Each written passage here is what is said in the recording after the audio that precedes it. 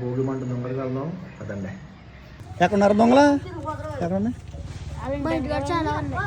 వెళ్దాం అయితేనే. ఇదైతే భోగి మంట వేసే ప్లేస్. మా కుర్రోళ్ళు ఆల్రెడీ మంటల్లో వేయడానికి డొక్కలు మోస్తున్నారు. మేమైతే దొంగలు చూడడానికి వెళ్ళాము. దొరికాయి కొన్ని దొంగలు, తాటి దొంగలు. మెల్లగా అక్కడక్కడ చీలగట్టుల మధ్యలో ఉన్న వాటిని అయితే ఎరగొట్టుకుని అలా మెల్లగా తీసుకురావడం ట్రై చేసాము. కొంచెం మార్నింగ్ టైంలోనే సెట్ చేసుకుందాం అనుకున్నాం.